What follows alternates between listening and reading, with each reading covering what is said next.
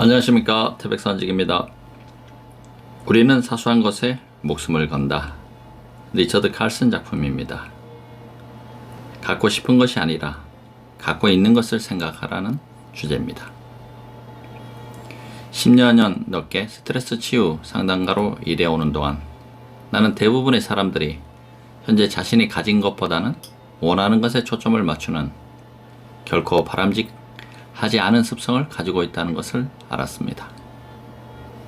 사람들은 현재 갖고 있는 것이 언제나 이전과 별로 차이가 없다고 생각합니다. 따라서 매일 자신의 욕망의 명단에 새로운 명단을 채워넣습니다. 바로 이것이 우리가 만족스럽지 못한 채로 살게 만드는 주범입니다. 이것만 바라는 대로 되면 나는 행복해질 거야 라는 사고방식을 가진 사람은 일단 욕구가 충족되더라도 또 다른 것을 찾아 계속 이런 말을 반복하기 마련입니다. 한 친구가 어느 일요일에 새 집에 대한 계약을 맺기로 했다며 자랑을 늘어 놓았습니다. 그런데 얼마 되지 않아 그를 다시 봤을 때 그는 더 큰 새 집에 대해 이야기하고 있었습니다. 우리는 이런 일을 주위에서 흔히 접합니다. 그러나 이것이 비단 그만의 일이라고 말할 수 있을까요? 아닙니다. 우리들 대다수는 그와 똑같은 일을 합니다. 계속해서 새로운 것을 쫓고 원하는 것을 얻지 못할 경우에는 줄곧 그것에 대해서만 생각합니다. 그러나 원하는 것을 얻게 되는 경우에도 결코 그것에 만족하지 못하고 또 다른 상황 속에서 동일한 생각을 반복하게 될 뿐입니다. 결국 우리는 언제나 불행한 상태에 놓여 있게 됩니다. 행복은 항상 새로운 것을 바라고 갈망하는 사람에게는 쉽게 찾아오지 않습니다. 하지만 다행히도 행복해질 수 있는 길이 있습니다. 그것은 관심의 초점을 원하는 것부터 현재 가지고 있는 것으로 돌리는 것입니다. 아내 혹은 남편의 다른 모습을 기대하기보다는 그들이 가진 놀라운 자질에 대해서 생각하려고 노력해 보십시오. 봉급이 적다고 불평하기보다는 일자리를 갖고 있다는 사실 자체에 감사하십시오. 하와이에서의 휴가를 꿈꾸기보다는 집 근처로 떠나는 것만으로도 얼마나 즐거울지 상상해 보십시오. 우리 가까운 곳에서도 실현 가능한 것들의 목록은 끝이 없습니다. 내가 원했던 인생은 이게 아니야. 나는 인생이 지금과 달라지기를 바래 하고 자신을 불행의 구렁텅이로 몰아 넣는 생각이 들 때마다 한 발 물러서는 것이 중요합니다. 잠시 심호흡을 하고 지금 자신에게 없는 것이 아니라 주어진 것이 무엇인지 감사하는 마음으로 떠올려 보십시오. 아내의 쾌활한 미소와 같은 좋은 면에 초점을 맞출 경우 그녀는 더 큰 사랑을 당신 마음을 기쁘게 해줄 것입니다. 일도 마찬가지입니다. 어려움에 대해 불평하기보다 일할 수 있음에 감사할 때 좀 더 나은 지위를 얻게 되고 더욱 생산적으로 일하게 되며 결국에는 봉급 또한 인상될 것입니다. 이루지도 못할 하와이에서의 즐거운 시간을 기대하는 대신 집 근처에서 즐기는 휴가에 초점을 맞추고 알차게 준비하면 오히려 더 재미있는 시간을 보낼 수 있습니다. 어쩌면 하와이에 가는 꿈은 눈앞에 펼쳐진 인상 자체를 즐기는 습관에 익숙해져 있을 때 자연스럽게 이루어질 수도 있습니다. 설사 그곳에 가지 못하게 된다 하더라도 어찌됐건 멋진 삶을 누리게 될 것입니다. 자신이 가진 것이 무엇인지 확인하기 위해 메모를 직접 작성해 보는 것도 좋은 방법입니다. 목록을 하나하나 적어 나가다 보면 자신의 삶이 이전보다 훨씬 나아 보이기 시작합니다. 어쩌면 난생 처음으로 만족이 무엇인지 알게 될지도 모르는 것입니다. 이번 이야기는 부정적인 생각을 무시하라는 얘기입니다. 사람은 하루 평균 5만 가지 정도의 생각을 한다는 연구 보고서가 있습니다. 대단히 엄청난 숫자입니다. 물론 그중 일부는 긍정적이고 생산적인 생각들입니다. 하지만 불행히도 대다수는 화가 나고 두렵고 비관적이며 걱정스러운 생각 같은 부정적인 것들입니다. 사실 마음의 평온과 관련된 중요 문제는 부정적인 생각을 갖게 만드는 상황이 아니라 그것을 처리하기 위해 무엇을 택하는가에 달려 있습니다. 부정적인 생각이 머리에 떠오르고 어떻게든 처리해야 하는 순간에 이르면 두 가지 선택만이 우리를 기다리고 있습니다. 첫째, 그것에 대해서 곰곰이 생각하며 연구하고 머리를 쥐어짜며 분석하는 것입니다. 둘째는 무시, 즉 별로 신경 쓰지 않고 그냥 지나치거나 생각하게 받아들이지 않는 것입니다. 어느 것이 더 효과적인 처리 방법인지는 두말할 나위가 없습니다. 우리가 어떤 생각을 하든 그것은 단지 생각에 지나지 않습니다. 자신이 허락하지 않는 한 어떠한 부정적인 생각도 마음의 상처를 남기지 않습니다. 가령 어린 시절을 떠올리며 부모님이 내게 무심했던 때를 생각하면 너무도 화가 나 하고 말하는 사람들이 있습니다. 그러고는 계속 그러한 말을 반복하면서 부정적인 생각에 점점 빠져들고 이것은 그들의 마음속에 혼란을 불러일으킨다. 그리고 자신은 정말 불행했다고 확신하게 된 나머지 결국 극복하기 어려운 절망감에 사로잡히게 됩니다. 그러나 생각이 눈덩이처럼 불어나는 것을 깨닫고 신속하게 그것을 떨쳐버릴 수도 있습니다. 물론 진정으로 어린 시절이 어렵고 고통스러웠던 사람도 있을 것입니다.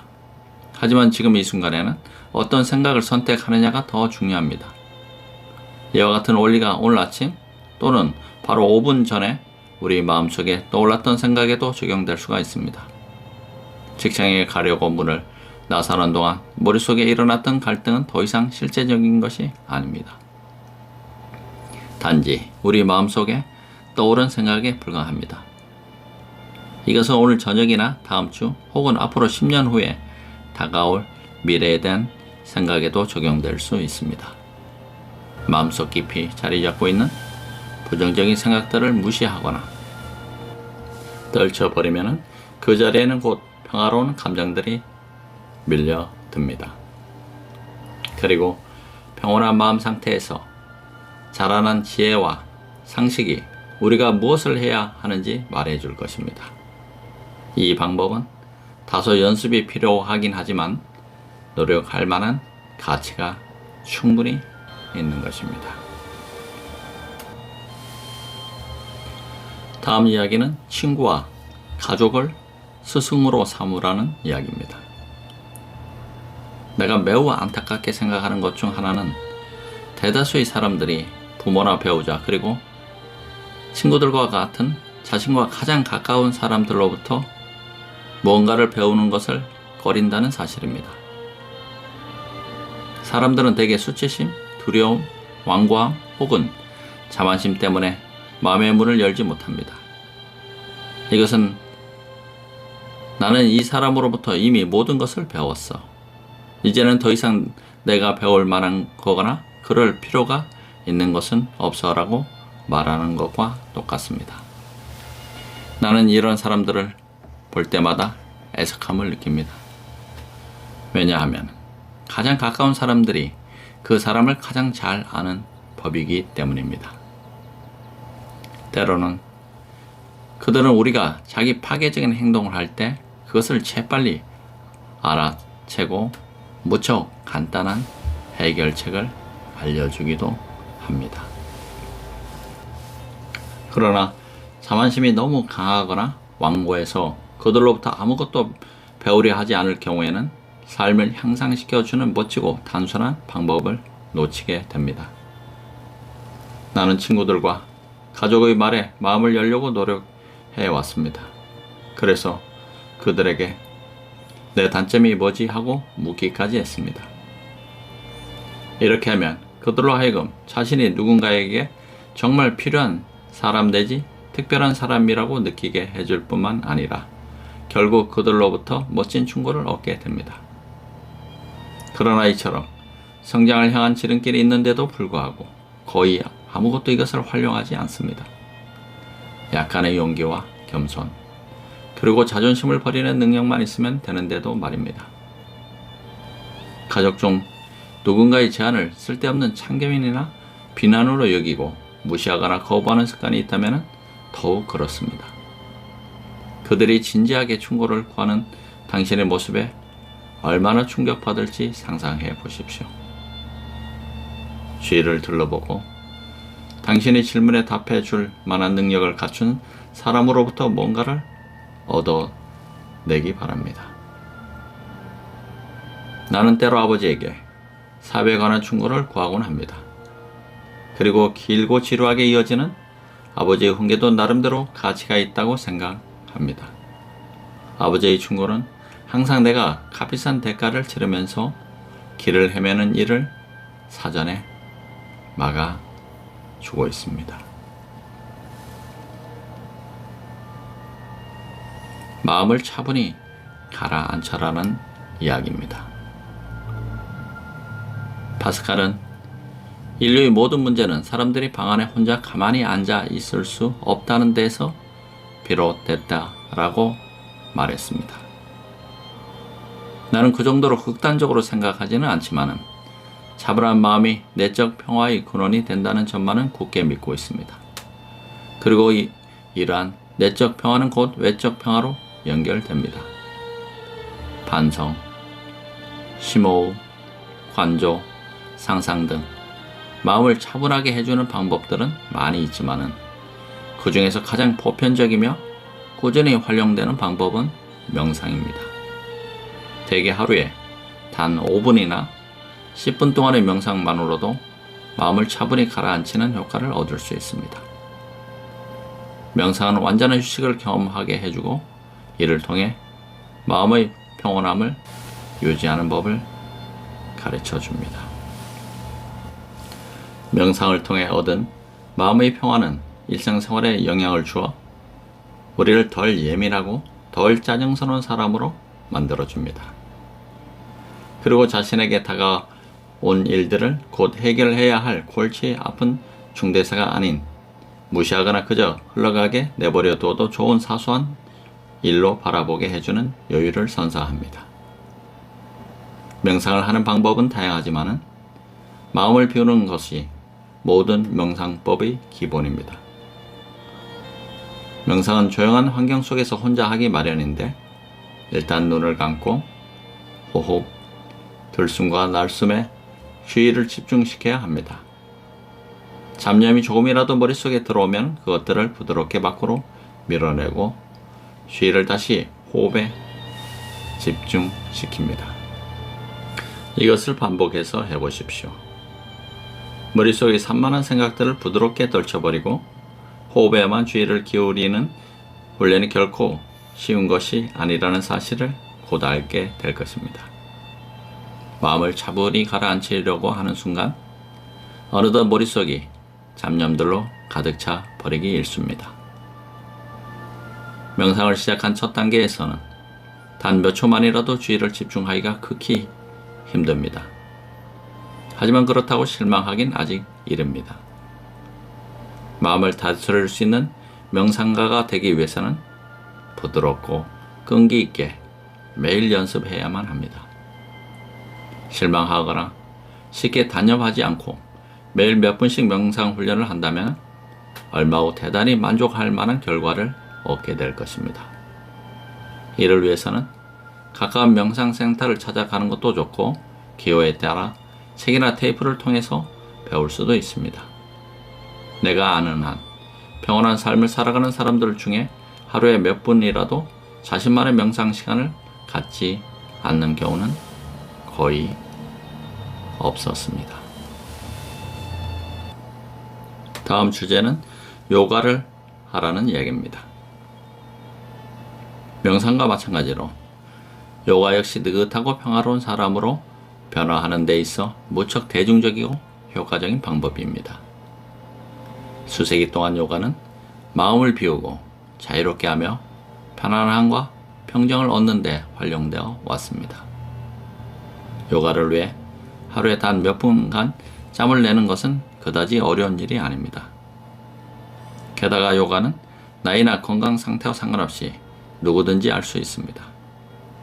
예전에 나는 헬스클럽에서 요가 수업을 들었는데 그 모임에는 10살 된 소년에서부터 80살 노인도 있었습니다.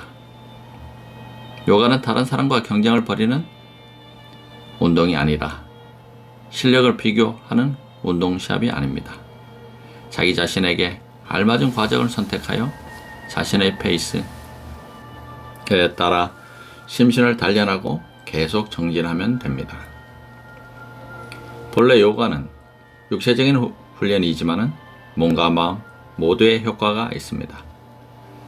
육체적인 측면에서 보자면은 요가는 유연성과 활동성을 높여줌으로써 근육과 척추를 강화시켜 줍니다. 정신적인 측면에서는 스트레스를 줄이는데 탁월한 효과가 있습니다. 또한 육체와 마음 그리고 정신을 하나로 연결해주며 안정과 평화를 느끼게 해줍니다. 요가는 유연하면서도 강도 높은 동작들로 이루어지고 있습니다. 대개 몸을 뻗는 동작들로 이루어져 있는데 몸을 뻗는 동작은 몸을 펴고 척추를 늘리기 위해 고안된 것입니다. 이러한 동작은 목, 등, 엉덩이, 다른 척추처럼 경직되고 수축되기 쉬운 부분에 집중됩니다. 몸을 뻗는 동작을 하는 동안은 그 일에 초점을 맞추고 집중하게 됩니다. 요가의 효과는 정말 대단합니다. 요가를 시작한 지 몇 분 후에 보다 생기 넘치고 마음이 열리며 평화롭고 느긋해진 자신을 발견하게 됩니다. 머리가 맑아지면서 남은 하루 동안 모든 일에 좀 더 쉽게 집중할 수 있게 되는 것 또한 요가가 우리에게 주는 선물입니다. 한때 나는 너무 바빠서 요가를 할 시간이 없다고 생각하기도 했습니다. 그러나 이제는 그 반대가 옳다고 믿습니다. 너무도 중요하기 때문에 하루도 걸을 수가 없는 것입니다. 요가는 내게 젊음과 활기를 가져다 주었습니다. 요가를 통해 가족과 친구들과 함께 멋진 시간을 보낼 수 있게 되었기 때문입니다. 나는 텔레비전을 보는 대신 두 딸과 함께 요가 비디오 테이프를 틀어놓고 요가를 하곤 합니다. 지역의 문화단체나 YMCA, 헬스클럽 등에서 실시하고 있는 요가 교육 프로그램에 대해 알아보는 것도 좋은 방법입니다. 요가를 쉽게 익히게 도와주는 훌륭한 비디오 테이프도 많이 나와 있습니다. 봉사를 생활의 일부분으로 만들어라는 주제입니다. 친절과 사랑이 넘치는 사람이 되기 위해서는 이에 걸맞는 행동을 해야 합니다. 하지만 당황스럽게도 이를 위해 우리가 반드시 따라야 하는 어떤 특별한 방법이나 처방은 전혀 없습니다. 진정으로 친절하고 너그러운 행동은 대부분 아주 자연스럽게 이루어집니다. 마음속에 녹아 들어가 있던 봉사와 친절의 정신이 자연스럽게 실천으로 옮겨지는 것입니다. 내게 가르침을 주었던 스승과 철학자들은 어떻게 하면 봉사할 수 있을까 하는 질문으로 하루를 시작하라고 충고해 주었습니다. 이 습관은 타인에게 도움이 되는 방법들을 찾으려고 할 때 꽤 유용합니다. 아침마다 잠시 이런 질문을 던지고 나면은 하루 종일 그 대답들이 줄지어 머릿속에 떠오릅니다. 타인에게 도움을 주는 사람이 되고 싶다면 이 방법을 활용해 보라고 권해주고 싶습니다. 봉사할 수 있는 기회는 주위에 산재해 있습니다. 내 경우 봉사할 수 있는 최선의 방법은 사정이 딱한 친구 혹은 전혀 낯선 사람에게 내 집을 제공하는 것입니다. 그 외에는 열차에서 노인에게 자리를 양보하고 길을 건너는 유치원 아이들을 돌봐주고 모임에 나가서 강연을 하고 책을 쓰고 딸이 다니는 학교에서 봉사활동을 하고 자선단체에 기부금을 내고 도로에 쓰레기를 줍는 것 등 나로서는 그다지 큰 수고가 필요하지 않은 것들입니다. 진정한 봉사를 행하기 위해 가장 유념해야 할 점은 이것이 결코 단 한 번의 수고로만으로 끝나는 것이 아니라는 것을 확실히 인식하고 봉사를 계속 실행하는 데 있습니다. 다시 말해 봉사하는 삶은 한순간에 이루어지는 것이 아니라 일생 동안 계속되는 과정으로 인생에 대한 일종의 가치관이 반영된 것입니다. 또한 누군가를 위해 뭔가 좋은 일을 한 다음 그것을 떠벌리거나 다른 사람들은 자신과 같은 좋은 사람이 아니라는 생각에 그들을 자신보다 덜 선량한 사람으로 생각하거나 그들이 자신에게 봉사해 주지 않는 것에 대해 우라통이 터지려 한다면 그것은 참다운 봉사가 아닙니다. 지금 누군가 쓰레기를 치워야 하는가? 그렇다면 자신의 차례가 아니더라도 치우도록 하십시오. 친하지는 않지만 평소 잘 알고 지내는 어떤 사람이 어려운 처지를 놓였습니까? 아마도 그는 누군가의 조언을 아니면 자신의 말을 그저 들어줄 사람을 필요로 할 것입니다. 곤란을 겪고 있는 자선단체를 알고 있다면 약간의 돈을 기부할 수도 있지 않을까요? 나는 최고로 효과적이고 좋은 봉사 방법이 의외로 무척 간단하다는 것을 알고 놀랄 때가 종종 있습니다. 예를 들어 아내의 소소한 집안일을 도와주거나 시덥지 않은 남의 말을 들어주는데 약간의 시간과 에너지를 쏟는 것 등이 그것입니다. 이 방법은 매일의 일상 속에서 작고 조용하고 아무도 모르게 베풀 수 있는 친절입니다. 나는 내가 자신만 아는 이기적인 사람이 되지 않겠다는 목표에 도달하기에는 아직도 멀었다는 것을 너무나 잘 알고 있습니다. 하지만 나는 꾸준히 봉사를 실천하려고 노력하였고 그 결과 내가 선택한 삶에 대하여 좀 더 긍정적이 되었습니다. 베푸는 것 그 자체가 보상이다라는 옛말이 있습니다. 이 말은 진실입니다. 우리가 뭔가를 주는 동시에 받기도 합니다. 정말로 우리가 받는 것은 주는 것과 직접적으로 비례합니다. 자신만의 독특한 방식으로 좀 더 자유롭게 누군가를 위해 봉사한다면 예전에는 생각지도 못했던 마음의 평화를 경험하게 될 것입니다. 이것은 주변 사람 모두에게 이익이 되는 행동일 뿐만 아니라 누구보다도 자기 자신에게 커다란 기쁨을 가져다 주는 것입니다. 다음 주제는 호의를 베풀 때 대가를 기대하지 말라는 얘기입니다. 이것은 봉사하는 삶을 살고자 하는 바람을 가진 사람에게 도움이 되는 방법입니다. 봉사의 대가를 기대하지 않은 채 누군가를 위해서 좋은 일을 하는 것이 얼마나 쉽고 기분 좋은 일인지 이 방법을 실천하다 보면 자연스럽게 깨닫게 됩니다. 의식적이든 무의식적이든 사람들은 누구나 타인에게 자신이 한 일에 대한 대가를 바라는 경향이 있습니다. 특히 남을 위해 자신이 무엇인가를 베풀었다고 생각할 경우에는 더욱 그렇습니다. 우리는 내가 욕실을 청소했으니까 너는 부엌을 청소해야 해 하고 말합니다. 혹은 지난주에는 내가 아이를 돌봤어. 그러니 이번 주에는 아내가 해야 해 하고 생각합니다. 이러한 태도는 자신이 베푼 일에 대해 계속 성적을 매기는 것과 다름없습니다. 매 순간 이렇게 산다면 얼마나 피곤할 것입니까? 아무런 대가를 바라지 않고 그저 그 자체가 좋아서 누군가를 위해 좋은 일을 하는 사람은 평안함과 평화란 멋진 느낌을 그 보상으로 얻게 됩니다. 그뿐인가요? 정력적인 운동이 뇌 속의 엔돌핀을 증가시켜 육체적으로 기분 좋게 만드는 것처럼 사람과 친절히 담긴 행동은 정서적 엔돌핀을 증가시켜 정신 건강을 유지하는 데도 더할 나위 없이 좋습니다. 이렇듯 아무런 대가도 바라지 않고 친절을 베풀었을 때 우리에게 주어지는 보상은 자신이 친절한 행동을 실천했다는 사실을 깨닫는 데에서 얻게 되는 감정, 그 자체입니다. 호의 대가로 뭔가를 원하거나 감사합니다 라는 말을 바랄 필요가 전혀 없는 것입니다. 더군다나 호의를 받는 사람이 그 사실을 알게 할 필요조차도 없습니다. 나눔을 통한 평화로운 감정을 해치는 것은 가는 정이 있으면 오는 정이 있다는 식의 서로 주고받는 이익에 대한 기대입니다. 우리가 자신이 바라거나 필요로 하는 것에 집착할 경우 이러한 생각은 마음을 어지럽히면서 자신의 한 일에 대한 뿌듯함마저 빼앗아 갑니다.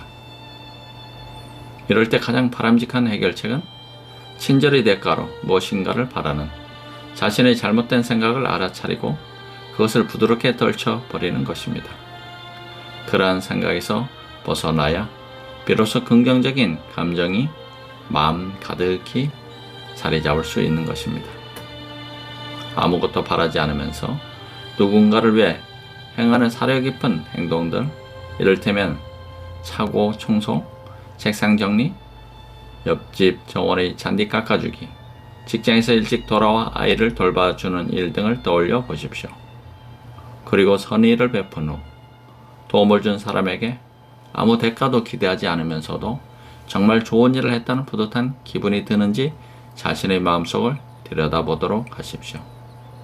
이것을 계속 연습하다 보면 그 따뜻한 감정만으로도 충분한 보상이 된다는 것을 깨닫게 되리라 믿습니다. 우리는 사소한 것에 목숨을 건다. 7번째 이야기, 리처드 칼슨 작품이었습니다. 태백산지교와 함께 해주셔서 대단히 감사합니다. 고맙습니다.